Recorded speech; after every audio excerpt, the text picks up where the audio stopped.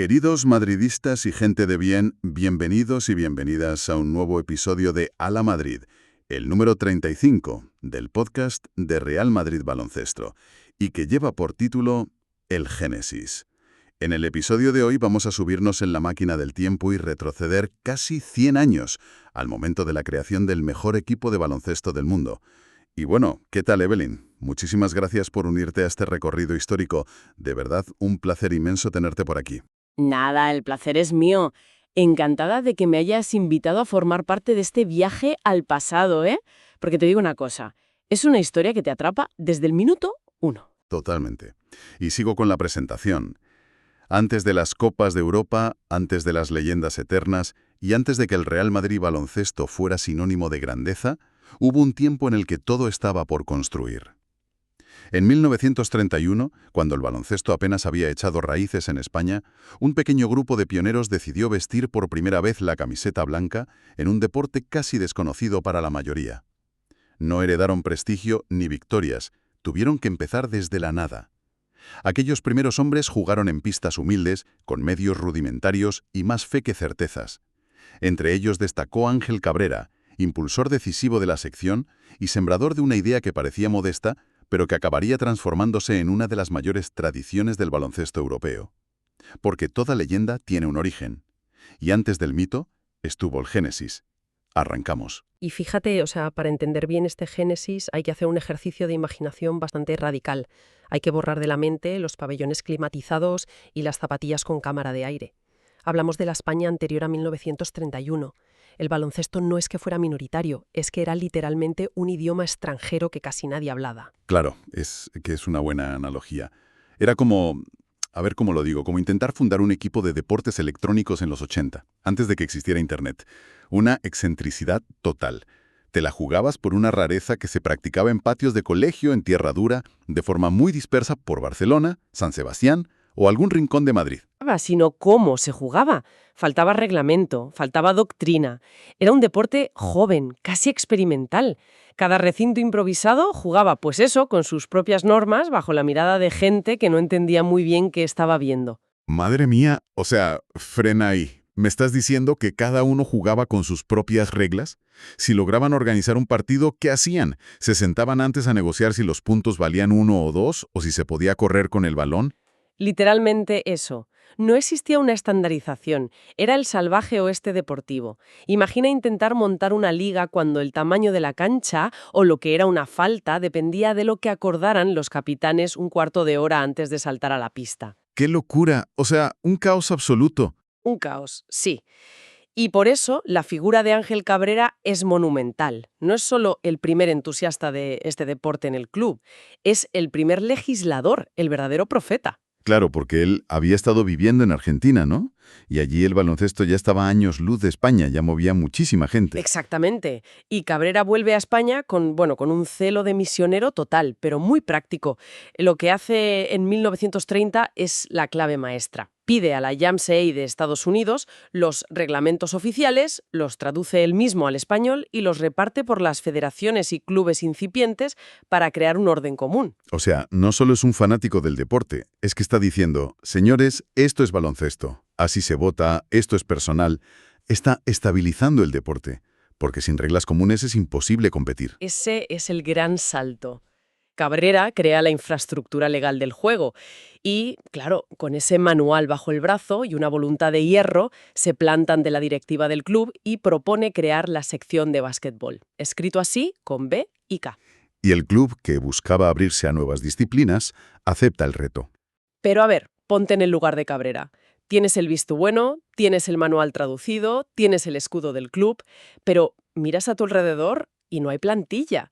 ¿De dónde sacas a 5 tíos que sepan qué hacer con una pelota? Y aquí viene uno de los detalles más románticos de la historia. El 1 de marzo de 1931, Cabrera pone un anuncio en el diario La Libertad, y 8 días después repite el aviso en el periódico ABC. Un anuncio casi doméstico, pidiendo a los socios interesados que vayan a la secretaría del club en la calle Caballero de Gracia. Es que me vuela la cabeza. El imperio más grande del baloncesto europeo nace con un anuncio por palabras en el periódico.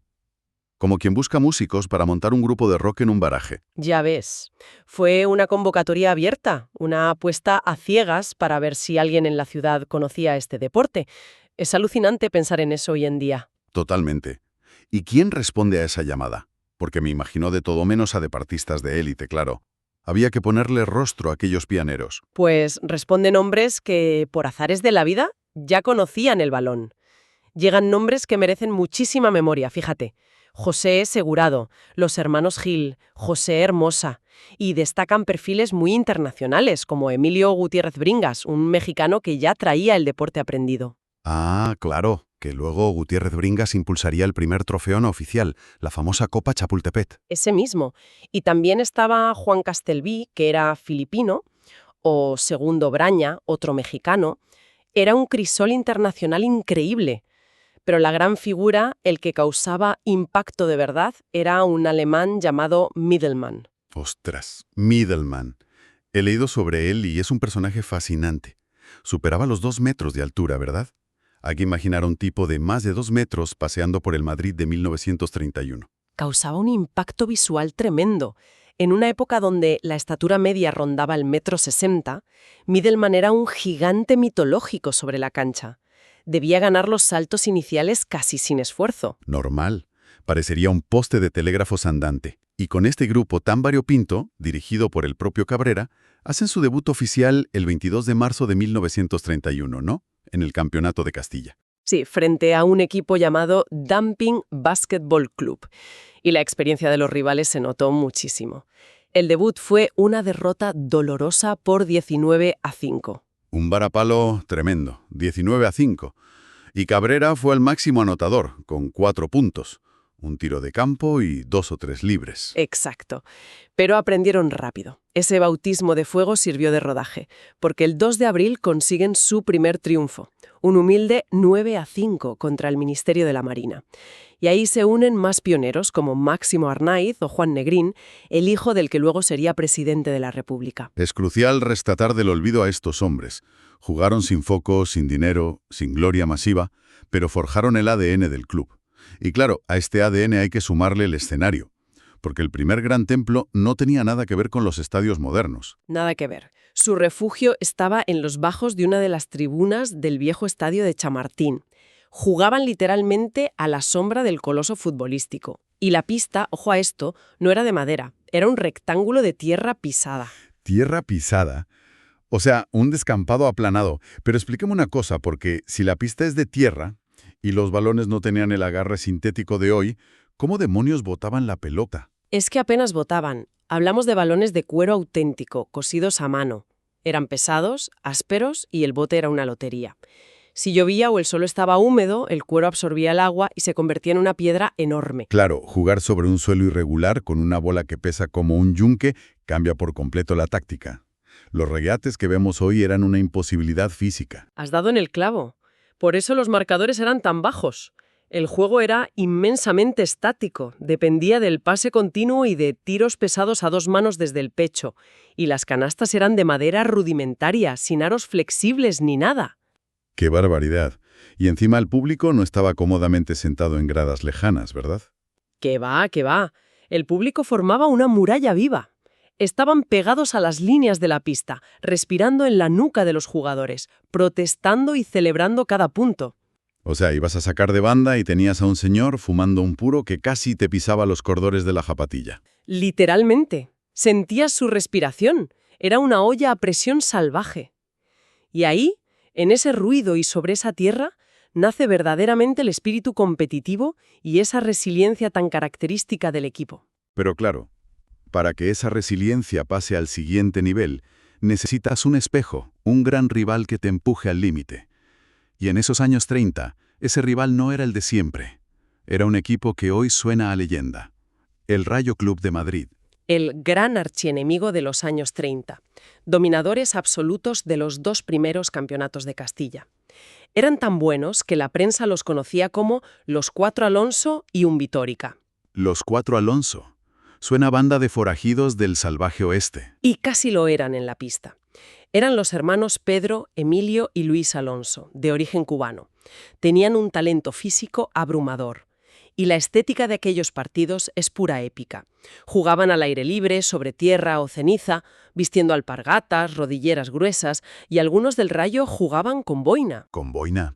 Me parece maravilloso, la aerodinámica de la boina para el tiro exterior. Fuera de bromas, chocar contra ese talento fue clave. ¿Cuándo logran por fin derrocar a los hermanos Alonso? El punto de inflexión llega en 1933, en la pista de tierra del Cuartel de la Montaña, en la final de Castilla. El equipo blanco derroca al gigante ganando 22-16. Cae la primera muralla y se erigen como campeones regionales. Un título fundamental que les da el pase al Campeonato de España de ese año. Y aquí hay que detenerse en el contexto, porque el país está en plena Segunda República, y hay un salto estético y político importante. Claro, el contexto afecta a todo. En ese campeonato nacional visten por primera vez camisetas blancas de tirantes, pero el escudo ya no lleva la corona monárquica, y el club pierde la palabra real en su denominación oficial.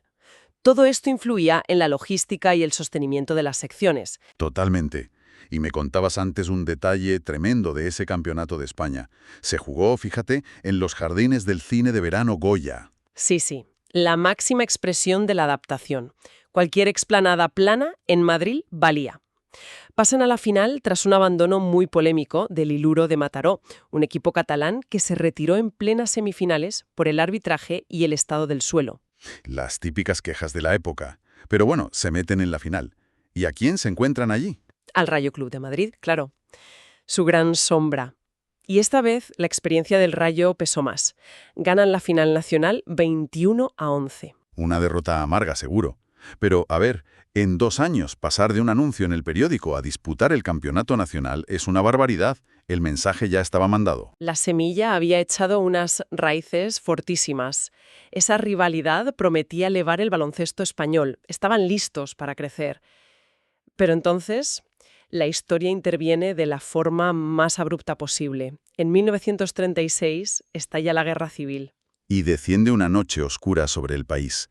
Me imagino que el deporte en medio de bombas y trincheras simplemente deja de existir. Así es.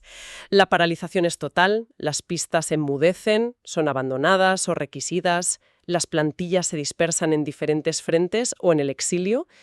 Todo ese crecimiento maravilloso se trunca. El baloncesto entra en un paréntesis larguísimo y muy trágico.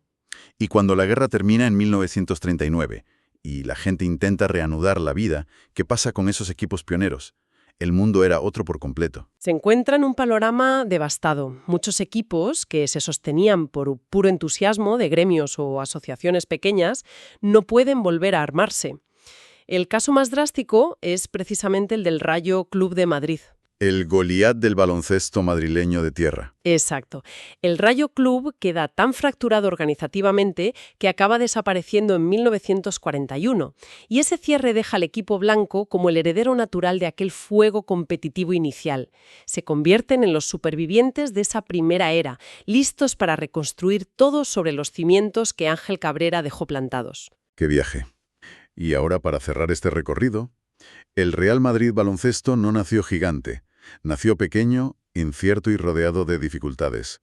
Sus primeras victorias fueron modestas, sus primeras canchas precarias y sus primeros pasos silenciosos.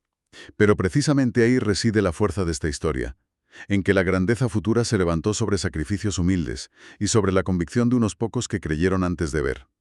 Luego llegaron los títulos, los pabellones llenos y la gloria universal. Pero nada de eso existiría sin aquellos pioneros de 1931, sin Ángel Cabrera, sin las pistas de tierra, sin los primeros rivales y sin la voluntad de comenzar cuando nadie podía imaginar el destino final. Porque antes del imperio estuvo la semilla, y en esa semilla comenzó todo. Gracias por acompañarnos una vez más, nos escuchamos muy pronto. A la Madrid. Y fíjate, me gustaría dejar una última reflexión en el aire, aprovechando lo que hemos hablado. A ver, cuéntame. La próxima vez que alguien escuche el sonido limpio de un triple entrando perfecto por una red de nylon, creo que merece la pena dedicar un segundo a imaginar el eco sordo de una pesada pelota de cuero golpeando un tablón de madera astillada en Chamartín. Ese contraste es verdaderamente la medida de todo lo que se construyó desde aquella época de tierra. Totalmente. Un contraste precioso y muy necesario para entender de dónde venimos y lo que costó arrancar. Ha sido un verdadero placer repasar esta historia. El placer ha sido mío. Hasta la próxima.